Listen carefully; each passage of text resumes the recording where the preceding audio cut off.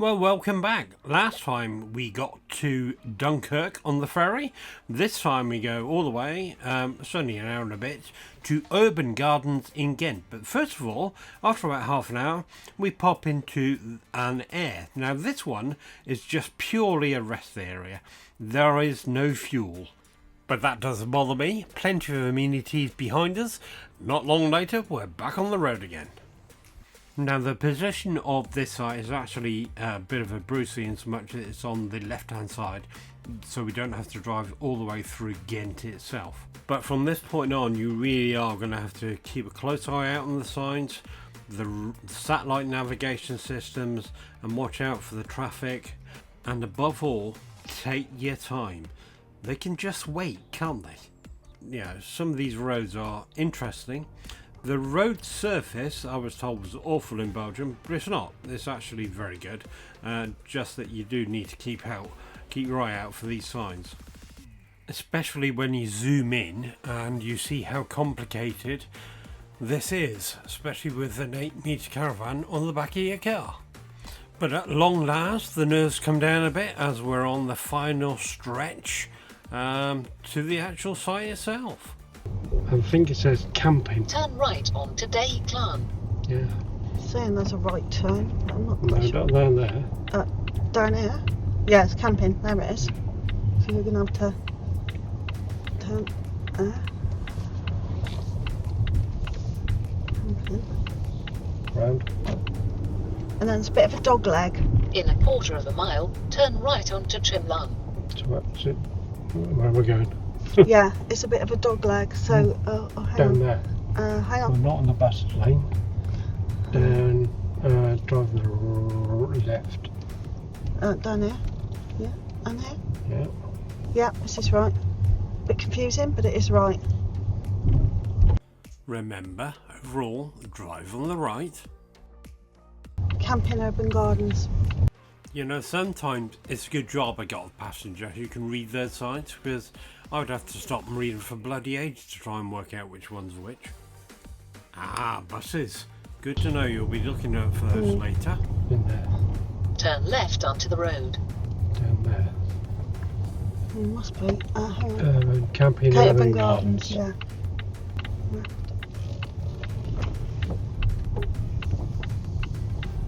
Cinema. Reception. Camping. Camping. Yeah?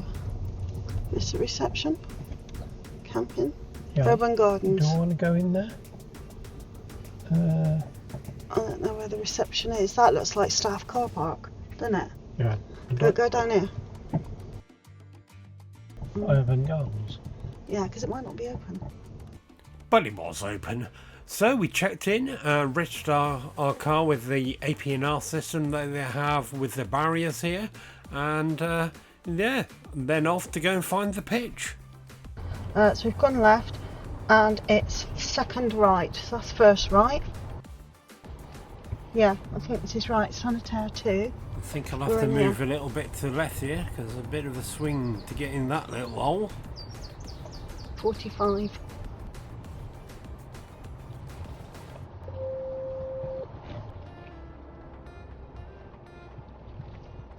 Yeah, move tighter over towards them trees a bit, I think. Let's remember this for on the way out. Get fairly close.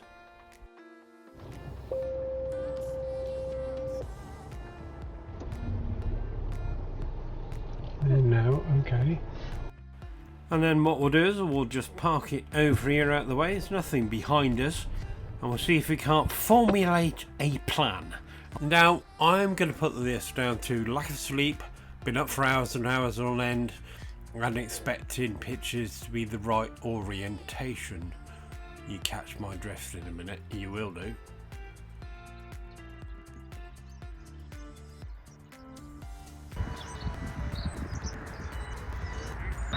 Told me the door's on the wrong side. And so we'll just take your bag off, spin it round and put it back in. Oh my goodness me. It's a really good job we got movers, isn't it? Time to get the car, methinks. Well, there she is, and as you can see, we're the orange cable, but there's quite a few black ones. That's for the two pitches kind of over there and the one just round the corner there.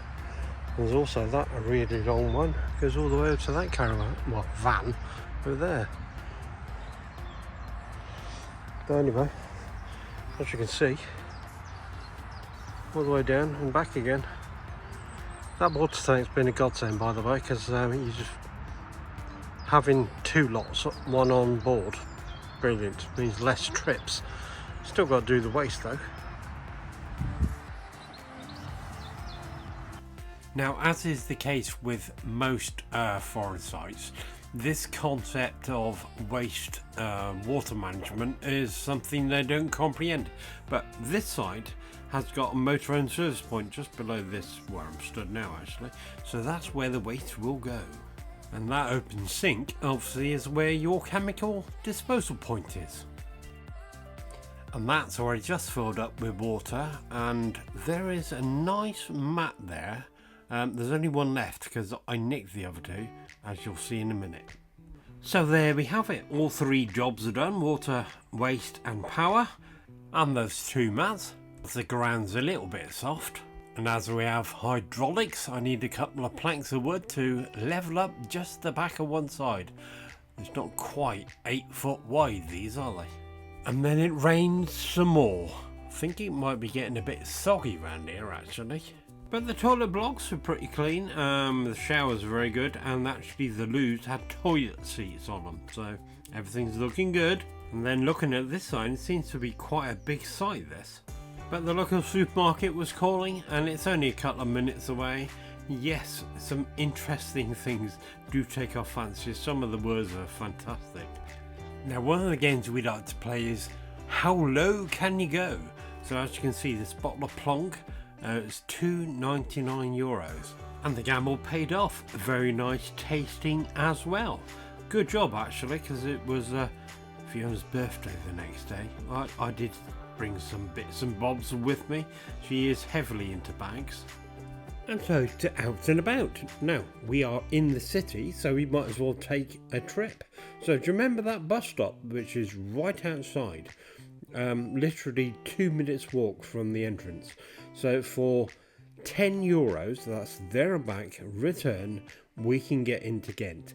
So I won't be taking the car because it's probably going to cost more than that to park it anyway. And to boot, there's only 2 stops. Both go into Ghent. One goes on to the train station, which we will be using for all our other trips, and one goes to the main city centre, so we'll be using that too. Well, we are today. Sorry about the picture quality here, but you get the idea. Now when you arrive in Ghent, 15 minutes on the bus, then it takes you right into the middle of town, and this is just showing one bus stop. There are several. Now the city centre is also crisscrossed with an awful lot of trams, which you can also purchase a 1 or 3 day travel pass. A bit like a hop on hop off bus, I suppose. And if I go back to that initial picture, you can see that the entire middle of it is pedestrianised as well, and that is just one avenue into all the shops. Now Ghent actually has an awful lot of rivers, not as much as Bruges, more a video on that one coming up, but this one has water taxis over and above the trams and trains for you to get around on, but also has somewhere where you can go and sit and eat, as in that one just here, or sightseeing tours. You know, I was rushing to get a picture of this boat, thinking it would be extremely quick, but it's not. It's alright, you look good in your selfie, love. But that... There might be a good reason for it, I suppose. It might go back to Maneuver. What? Carry on the tour that you paid lots of money for, no doubt. Oh no, oh, we might be getting a bit of speed. Oh, here we go. Oh, we go. Ready? I'm bored, come on. Right, come on. Now, we love keeping an eye out for any independent little shops because they normally carry something really odd and different, as in birds on an umbrella, and that's actually quite a nice cool shop. But is that a goat outside his shop? It's not even got any price tag or anything on it. Fantastic. Now, these boats are the sightseeing tour boats, normally in use, but because of the bad weather, they elected to go for these glass top ones that you can see going around there, and you've seen that video one before. We actually do come back to Ghent on our last day, and the weather was an awful lot better, and we were able to get on one. More on that later. Well, it's a square in Castles. Obviously it's chucking it down with rain earlier, so no eatery here.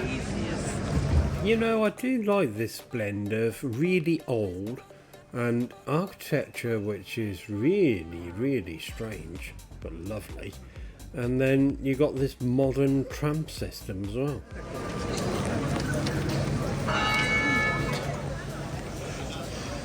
And I see the trams just kind of wiggle the way through town.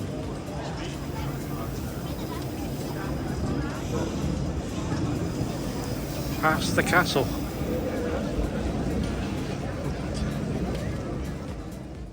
But as this weather improves, the water taxis do start reappearing. But of course you could just take a load off and just sit by the canal watching the world go by. Or be on your phone like the two blokes in this photo. But I suppose what we're not used to is having shops intermixed with tremendous architecture, also intermixed with tremendous architecture that's been converted into an eatery. It's just fantastic.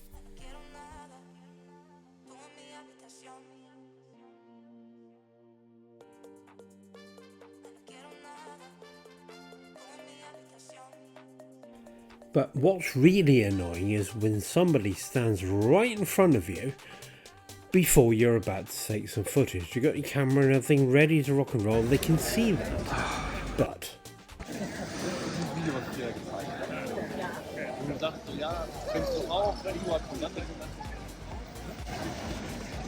Fiona,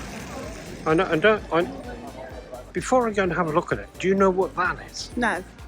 Is it the biggest pigeon coop in the world? I don't know, it's on stilts. It's on stilts, it's got glass plates on the ceiling. I think that's thick glass. Maybe you get into it at the corners. What it is inside, I've no idea. I'm sure it's a very famous building here. I'm sure it's very famous and modern. But for me, it's not my taste. No. And now for a quick visual recap of our first trip to Ghent. This is the style of architecture, and as you can see, it's not just trams here, but bikes are everywhere. Also jesters. This is something to do with the royal family using to live in this area, and jesters are a real thing here. We just like the front of this building. And I had no idea what a damp shop was, and then worked out that actually it's a vaping shop. That's just what they call it, which is hilarious for us. Then I spotted this really gothic looking building, which, believe it or not, is the tourist information office, but it must have been a jail at some time in the past, and it sits rather awkwardly between those other buildings, so I don't know which one is the oldest. But anyway, it is rather fascinating and quite striking. I'm still not quite sure whether I liked it or not.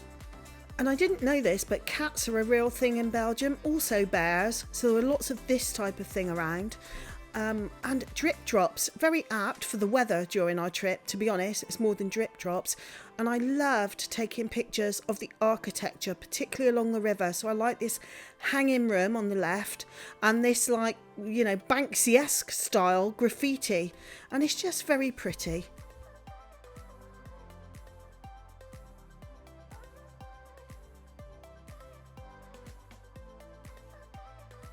And did I mention that they use bikes here? And more bikes? More bikes. I think you did. But also, there are quirky shops. This was our favourite one. It was sort of an art cum lighting shop using unusual objects. Bit pricey for us, but nevertheless, really, really quirky. Look at that, made of pots and pans. Look. And then we headed for food. That's this sort of Thai place with the funny lights. Really, really nice and good quality. And after food, we meandered back to our bus stop in order to catch the bus home, and our stop was the last on the route, so it's really, really easy for us. So that's it for our first visit to Ghent. We'll share more of our Belgium journeys with you soon. Please don't forget to like, Subscribe. and hit that little bell. See you on the next one.